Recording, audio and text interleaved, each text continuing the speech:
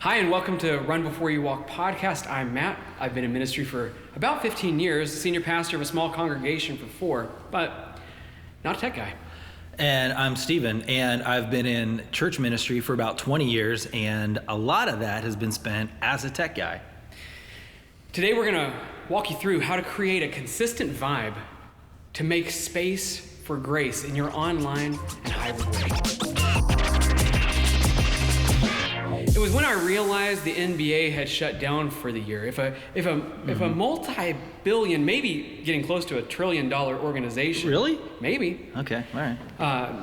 Multi-billion dollar company would shut down and lose all the revenue for a year. Then this COVID pandemic thing had to be real. Mm-hmm. And our church was gonna have to move from in-person to online. Yeah, and I was working at a church at the time, and I thought of myself as a person in a pastoral role, and when COVID hit, I realized that I was one of the only people I knew that had a lot of these skill sets, this technical and creative skill set. And so I was watching what was happening to a lot of our seminary buddies and our friends at their churches, because I could see their online services. And I realized I kind of didn't really have a choice, that I really needed to get involved and start supporting the churches around me. And one of the people he was checking in on was me. And here I am in the first few weeks of COVID, and I didn't know what to do. I went online and I Googled, like a nerd, I Googled how to do online worship. Yeah. And they showed me things like how to Facebook Live from my iPhone. Well, I don't have an iPhone. Uh-huh. They showed me how to do Twitter live streams. Well, I didn't really use Twitter. Uh-huh. But I followed the directions, and I grabbed a tripod for my phone. Okay. And the online streaming kit from one of these big box online distributors. Uh-huh. With like the lights and stuff? Very minimal things, because I didn't know what to do. Okay. Very minimal. In fact, I knew enough, because I did do photography in high school and in college, and I knew enough to know I've taken video on my phone. It jitters. Yeah. So I knew enough to look up an image stabilizer. So there I am. Online they said if you put your little tripod for your camera on a cookie sheet, it'll make it flow a little better when you walk around. So here I am that first week, and I'm going from band member to band member with looking like an 80s mall video. But it was terrible, and every week I was going home after worship on the verge of tears, because I knew what we were producing was basically terrible, and I didn't know how to make it better. Yeah. What I noticed as I was watching your service and the service of all of our, basically every church in the United States, that was all trying initially simply to reproduce what they had done on the internet, on a live stream or sometimes on a pre-recorded thing, and that in itself was overwhelming. But while I was watching that, I was also noticing that very few churches were recognizing that there was a format change. And that because the format had changed, the specific content and lots of other little details needed to shift. Do you mean the format changing from in-person to online? That's what I mean, right. And because that had shifted, a lot of other things needed to shift along with it. And initially, almost none of us saw this. So if you think about radio, this shift from radio to TV, many of you know that a lot of the first TV programs were just shows from the radio put on TV. Like the characters were the same, the storylines were pretty similar, the content was the same, but the format shifted pretty dramatically. All of a sudden now you actually needed to have a physical couch. Now there's cameras, a physical couch.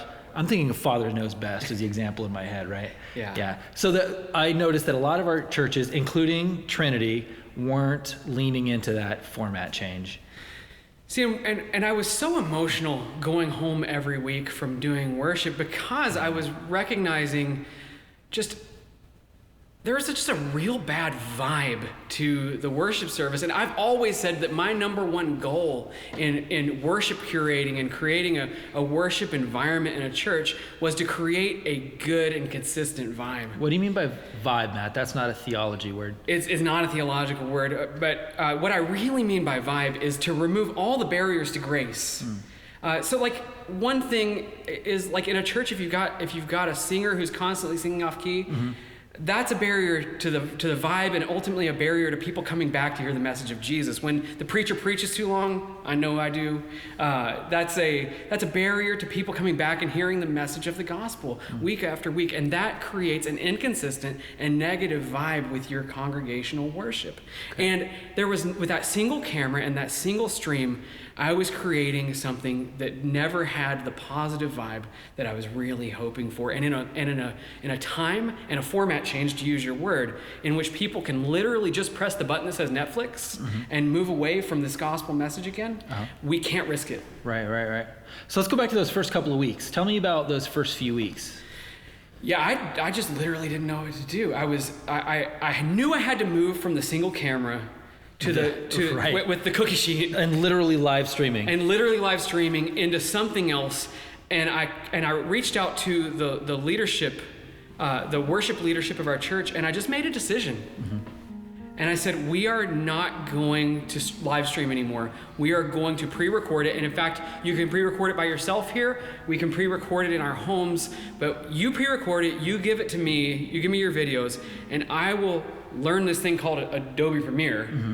And I'll figure out how to put it together in a coherent way that makes it sort of look like it, learn how to make it look like a live stream. Yeah, so when you think of what was going on those first few weeks that you did things, and then I volunteered I called you, and you told me you were working like 70, 80 hours for a few weeks. I was working like 70 or 80 hours, because there's like 30 hours of learning per week, because you move something 1 second in the timeline of Premiere, and everything's wrong. Right. And then you accidentally delete a video, and it has like a big mean red button on the front. You're like, what does that mean? What does that mean? Yeah. And the audio is still terrible, even though you did a bunch of effects on it.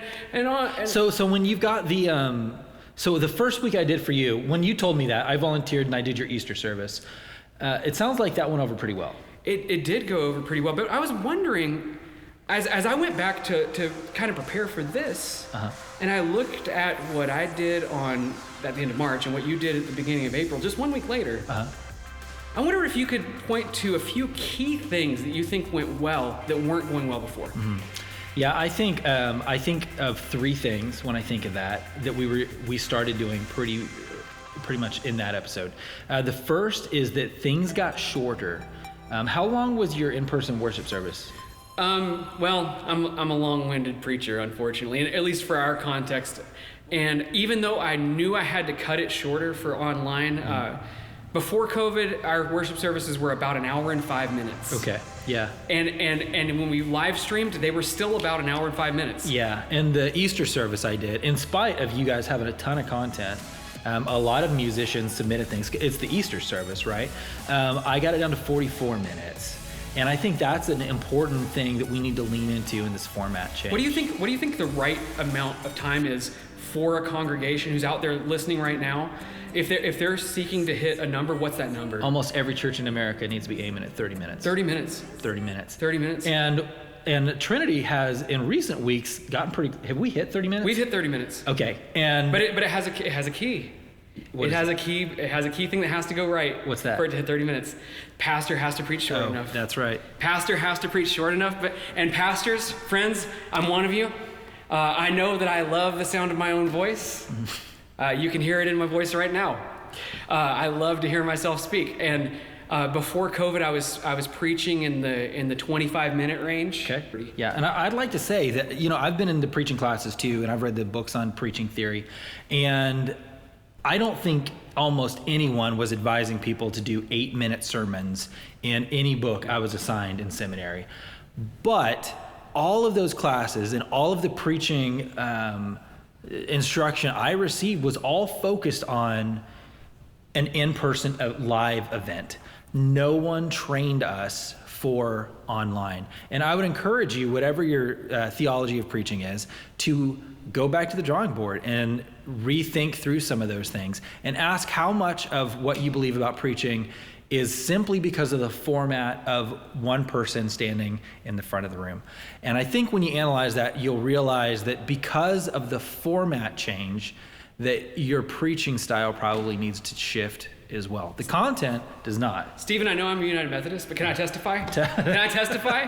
Because before COVID, with my 30, 40-minute sermons, I would sometimes hear from someone the week of and say, I really liked this point in your sermon or whatever. Maybe every once in a while. But ever since I've shot for 12 minutes, what it has meant is that every week I hear from members of our congregation saying, because I had one point, one thing that I said, they are often coming back to me, multiple people from our congregation saying, that has stuck with me all week. Yeah. The next thing we wanted to talk about is that we shifted how much focus we were putting on making things engaging. If you are in a live room with people on stage and people in the room with you, frankly, that is just naturally more engaging than staring at a TV screen. So we started with NBA, right? Okay. We started with NBA in this video. We started with talking about the NBA. So it reminds me of the NBA right now. Okay. Back when we had worse cameras and they weren't 4K or now they're 8K in some cases, and the camera angles were real wide. There was one or two cameras on the mid-court line. It was not engaging to watch basketball on television. You would do it because you couldn't buy a ticket. You couldn't be there.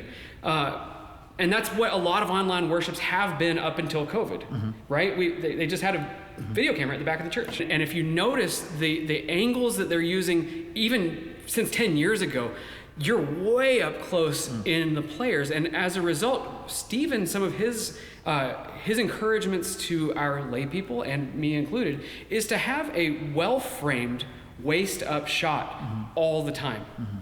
To be as close and engaging as possible. Yeah. What are some other things that bring engagement? We've done other things so we've added in some like little videos and stuff that are really fun to watch. And for example, we've got a 5-minute countdown. Initially, we needed the 5-minute countdown because we were trying to synchronize things as they streamed. The truth is, I don't think Trinity literally needs that 5-minute countdown anymore, but it's fun. It's got some sort of stock music, some hip hop sounding pop music playing behind it. It's showing scenes of San Diego. Your church is in San Diego, things like that. It's fun.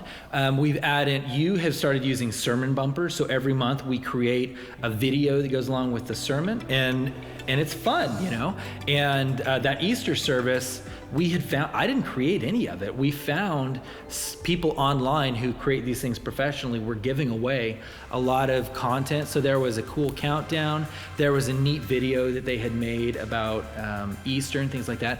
At the end of the sermon, there's always a question and a little it's usually about a 45-second countdown that visually looks like some other stuff. And so even if people have drifted a little bit, there's these other things that will kind of pull them in. And this is something I want to focus on for those of us who tend to be a little compassionate to the people who lead worship. I really struggled to see how good these bumper videos and such were. I saw that they were really good, but I wondered if it made my people look worse. Because their videos weren't as good. But ultimately, what we saw was that creating these moments of quality wasn't a negative. It ultimately brought us all up. And that's actually our next topic for the week, or for next week's episode. What's that? Creating quality in the... Oh, right. Yeah. Yeah, let's do that. So check out our next episode for that one. But for this one, remember that the key learnings that we've had were... we wanted to make things shorter. Make things shorter, and preachers preach shorter. And then the third thing was to find ways to make things more engaging. And that might force us to think of things that we never would have thought of when we were all in person. And Steven's going to give you, you're going to see it, it's going to be released at the exact same time. He's going to have a video with a handful of really clear ways for you to make your worship more engaging. Yeah. That'll be our next episode. But for now, thank you for joining us for the Run Before You Walk podcast. I'm Matt. I'm Steven. And we'll see you next time.